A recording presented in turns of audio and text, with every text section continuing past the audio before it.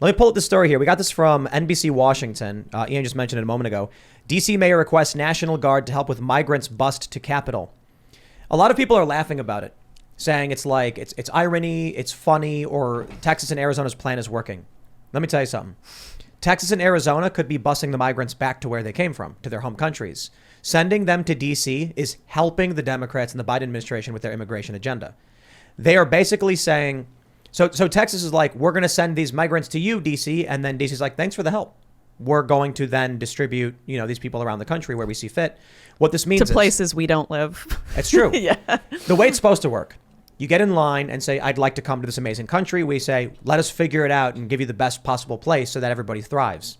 What the Democrats and the Biden administration are doing is they're saying, just let everybody come in and then we'll sort them out later. No rules. No rules. And then Texas and Arizona are like, we'll show you, Biden. We'll actually pay for the buses to send them into the country. Ha! And then people are laughing about it. And I'm like, dude, you're just helping them. Texas and Arizona could more easily. It is a longer bus ride to DC.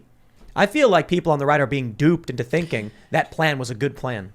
There's a few things. I'm not so sure how it applies here, but I know when I was covering migration issues in Europe, one thing all the migrants would do is they would destroy their passports before coming in and touching ground in any European country, because they had basically been told, well, if you don't have a passport, they don't know where they can deport you to. And so there are some tactics that migrants will use to try to prevent deportation. So I'm not sure how difficult it is for these states to do that. If they are trying to apply legally to get in but don't have standing, it would be much easier to deport them. But then if they're going in and like claiming asylum status, there still has to be some sort of court case, which is the problem because they still have to be held somewhere. Our goodwill is being taken advantage of. Yeah. People who are coming here are not asylum seekers. They're economic migrants. Yeah. I get it. I'll tell you this. I have infinitely more respect for them than the modern American leftist that hates this country. But there still has to be a process for the sake of maintaining what this country is. If it's good, and I mean, our economy is not so good these days, but still better than other places, well, then there's a reason why it is, because there's a system in place. If people just come in, start ripping apart that system, it's the decline of empire. I mean, actually, wasn't the Roman Empire dealing with immigration crisis? Hugely. It was the fall of the empire. It was all the northern I don't know, who was it? Not the Vandals, people in the northeast. But basically, after the empire had spread all throughout the eastern and the western Roman empires, the empire split in half. But then it just over the next 200 years, people just kept pouring across the border. And then they would set up their new government, like their foreign government in Rome, in the Roman territory. Then all of a sudden you realize it's not Roman territory anymore because it's that other government is now running the show. Rome also had bureaucratic complexity that wasn't sustainable past a certain point, and part of that is sound familiar? Yeah, and kind of what you're talking about, when you're saying the culture is part of what holds people together. That's like the story. It's the agreed upon story. It also lends into why at first you don't need to hire mercenaries, because the story is strong and people believe it, and then after a while, when you get a certain critical mass of burn it down, this place doesn't, people in the country disrespecting the story of the very country or the nation, that's when it starts to come apart, is when the belief that this is even a good thing that we're upholding. And then what you were just mentioning about at the beginning of the nation, how many bills were being passed. Well, it also feels like that the Constitution was there to say this is what the government is and that's it.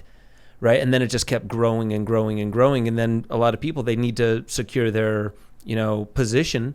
So keep passing bills, keep making your job position relevant. So that complexity grows, not because I believe in it and I believe what this nation could be, but a lot of it is self-preservation. So it builds this bureaucratic complexity that just can't sustain for very long. A lot of people are commenting saying I'm wrong. States don't have the authority to deport people. Only the federal government does.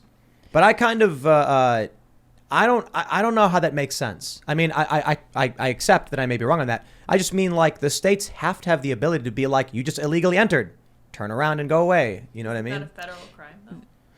I mean, I guess, but Biden doesn't seem to care about it. So look, Carrie Lake's talk, at the very least, I'll put it this way, fine. Maybe they can't legally, but couldn't they just anyway? I don't understand. Well, they're getting steamrolled by the federal government on every single level. I mean, even before migrants are entering Texas, they are getting cash-based interventions from the UN, whose number one funder is the United States and their government, right? So American tax dollars are going to funding migrants' trip from South America and Mexico up to Texas, illegals trips. They're handing out these cards in Reynosa at migrant camps, debit cards from the UN, so that they can make it there. You can look this up on the Center for Immigration Studies. It's a real thing. Your tax dollars are directly going to funding illegal migrants' journey up into Texas. Okay, hold on. You know, Ian, you talk about the fall of Rome a lot, right? And it seems like what happened with Rome was that migrants started coming in.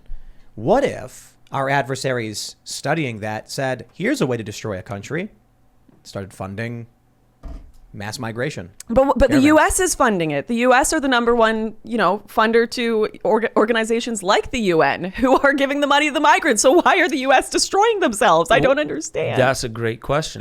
And like, is the U.S. a singular thing anymore, or is it an organism attacking itself?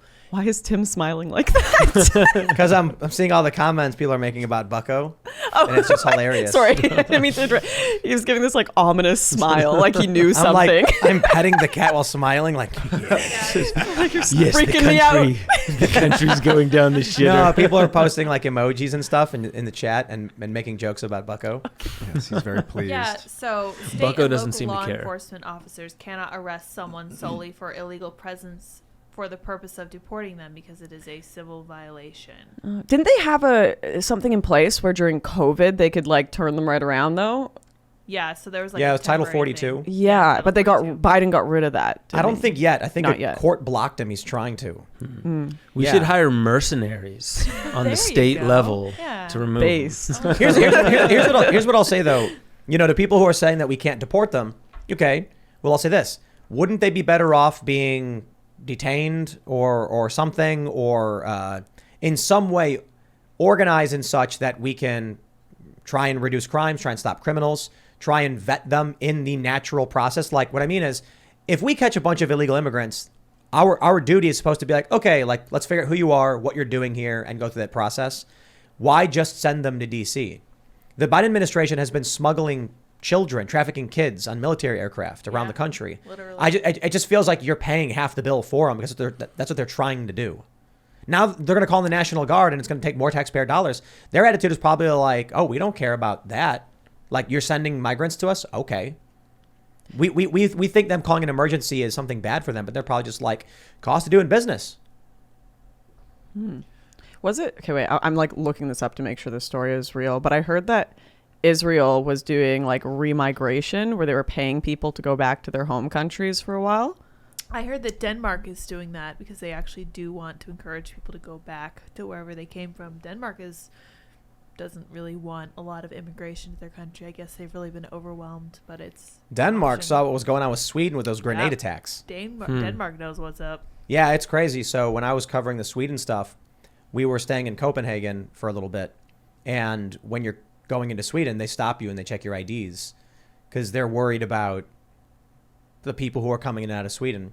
There was a few months before I had gone there, someone threw a grenade onto a balcony, killing an 8-year-old English tourist. Oh, I heard that. Yeah, grenading was a huge problem. I don't know if it still is, but it was a huge problem several years I ago. think it still is.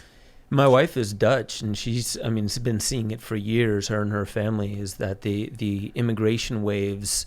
It's really like the cohesiveness that you would have had in these neighborhoods before starts to come apart. The story, that binds them all together starts to come apart. And it's interesting because also Holland and several other places out there is where the thing with the farmers is happening. Cops shooting at them. Right. We're about to run out of food. So the best thing is to stop farmers from doing their job. It's almost like it's on purpose. Yeah, Zuby called it a controlled demolition. Yeah.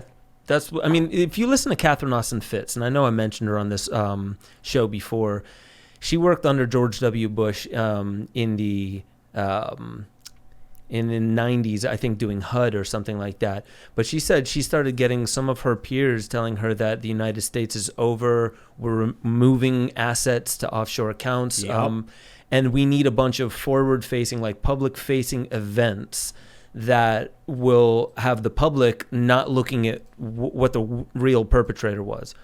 So she's been saying this for years, and she's probably one of the most coherent speakers on the topic as you can get. And she was even saying with the BLM riots, I think I might have mentioned this before, it was like 34 out of 37 of the riots happened within like just a very small perimeter around the central banks there. And her theory was, well, it just makes it convenient that like all this territory can be built up as the smart grid, which is what the whole push is. So build it up as the smart grid, buy up this, What you mean, ma and pa shops, the infrastructure. Destroying the businesses and creating crime, which drops property values so they can be bought up and turned into a smart grid. That's what she says. Right. Like, I wouldn't go so far as to say that, but I mean, I wouldn't deny that might be an angle. But this is Catherine Austin Fitts, having worked under George W. Bush, Herbert Walker Bush in the 90s. Saying that she's been tracking, like, where did that well over $21 trillion of the federal budget go? She's the one that's been tracking all that. So She was the Assistant Secretary of Housing and Urban Development for Housing under George W. Bush. Mm-hmm. I saw a joke on Reddit. Some guy was saying, when my rent prices start going up, I'll just go out into the neighborhood and fire a couple shots off to lower the housing prices. Viral meme where it's like some guy's like, I rented an apartment, heard a gunshot, ran outside, and the guy next door said not to worry about it. It was him. They just try to keep the property the rent prices low. Yeah. That's it. Oh, also, I just want to confirm, because I don't want to put fake news on the Timcast, right? Base. Israel did have a policy where they were giving financial aid to African countries to send back African refugees and migrants. They weren't even sending them back to their home countries. They were like, screw it, just a place in Africa, Rwanda, Wow. Eritrea, it'll work, we'll give you aid. So like, if Israel can do it, why can't we just we'll give you a bit of support, we're sending them all back. send them all to Puerto Rico. I wonder if Puerto it can Rico be solved. doesn't matter. I wonder if it can be solved, because as strict as Trump was, we still saw a massive influx of migrants, the caravans, all that stuff. Trump was very serious. Build the wall, deport them. You got to go home. You can come in legally, all that stuff. And during his presidency, we had videos of people charging border guards, like migrant caravan running full speed and attacking U.S. border guards. It's happening every day. When I was just down there in December, and what's going on is, like, you drive on the highway from Tapachula up to northern Mexico, you're going to run into a caravan every 20 minutes. I'm not even joking. But what's going on is they'll block the highway to try to get buses north, and they'll pressure the government. Oh, these are major shipping routes. If you don't give us a bus, your country's not going to be able to function. So they'll get them buses. But what will happen is then those buses will start to transfer to come and get the caravan, and another caravan will block those buses on the way up, and then they'll have to negotiate with those guys, and it's just absolute chaos there. So when I make jokes about, we need to just start deporting people and do this, we honestly do need some sort of policy that is a yes or no, open or closed, because it's actually destroying every country in between. It's destroying Mexico. It's destroying the lives of these people who have no idea what the actual immigration system is in America. Is there an immigration system? I'm seeing my cousin, my nephew, everyone get in by walking in, and when I apply legally, I can't get in. So I guess that's just how the U.S. works. I'm going to do that. Everyone's life, migrant, refugee, Mexican, American, is getting destroyed by no clarity on this issue. It's really, really harsh reality, because if you just say don't come in and then they do it anyway, what do? You arrest them and then you deport them. And then say, please don't come back. And then they come back and you're like, what do you do? Like, at a certain point, we're being attacked. I know. Right? So the cost of either integration or repatriation is extensive for us. We have to pay for planes. We have to pay for buses. We have to pay for border guards, for police, for places where these people can stay. We have to pay for medical treatment for their children. And they just keep coming. I'm like, we got a serious problem that's not being dealt with. Thanks for checking out this segment from the Timcast IRL podcast. But if you want to check out the full show live, tune in Monday through Friday at 8 p.m. And if you want more special access content, head over to timcast.com and become a member. Your membership helps sustain this company, keep our journalists employed, makes this show happen, and you will get access to exclusive members-only segments of the Timcast IRL podcast, and there's a massive library to check out. So again, go to timcast.com or tune in Monday through Friday at 8 p.m., and we'll see you all there.